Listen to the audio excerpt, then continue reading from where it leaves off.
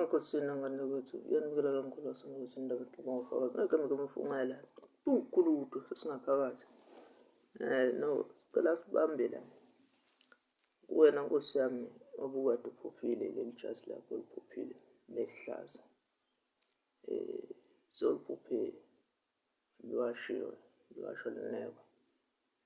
simple and straightforward. Please do make sure ukuthi wena-ke oqala ukubuka ividiyo omkhulu asengokusini do subscribe, you share the video and you like. Anyakwethu niphendula nje ngabani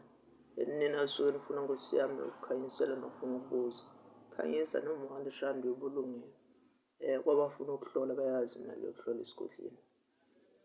ngoba usukuhlola ufuna uzothatha nje hours zakho kanti ufuna usukubuza ngoba usuke ngiphendula ngesikhathi engisuke ngizoba free ngaso noma nje ufuna ukudla leso sikhathi-ke sawukunikeza kodwa uma uzokhanyisa uma uzoyibuzela nje azizokuphendula noma intambama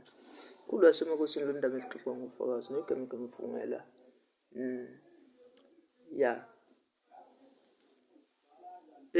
wena wejazi lakho Nkosi yami elihlaza oluwashiwe nasiyalineka sikubona ninekiwe laphana ilanga khanya kusho ukuthi ihlambulula idalwa ihlambulula ithunywa namadlozi asuke engalungile kahle hhayi ey'dalweni zakho kodwa bese ugxila kakhulu emandleni laphana asemfuleni nawe sewulekelela kakhulu le ndima ubopha amabhande ufaste ngoba yonke into yakho izawuphunyeleliswa ukuthi yawuhlanze noma yawugezele izithunywa gogo ingane yakwethu obukade ubuze lapho so please make sure ukuthi uyageza iy'dalwa ohambisana nazo zakini nezakomalume uma kukhona iy'nkinga ey'khona kusho ukuthi khona iy'nkinga ezikhona nxa wembathwa isithunywa bese sivuka laphana. Wena-ke into ozofanele uyenze ukuthi uthole iy'ndlela zokuhlambulula iy'thunywa uhlambulule qala wena egazini qala wena futhi ugijime amanzi ufaste khona zizozana ukubhrikha nezinye izinto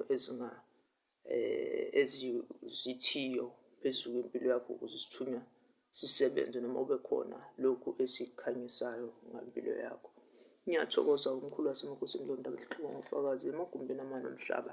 enhla nasezansi sinani ingane zakwethu siyibambe la ijaji leli jaji isiminyo sokugcina umathule ngathi akabo umoya ovuma uzokuthanda kwawo ukube uhlobo omhlophe mkhulu nxa ubona ilanga likhanya kusho ukuthi zonke izinto zakho zizokhanya zizoba zinhle zizoba impumelelo kodwa kuzobiza ukuthi uyikhandle wena nezithunywa zakho. Ngiyathokoza ndawonye bawusizakala nabanye. Makhosi, amen.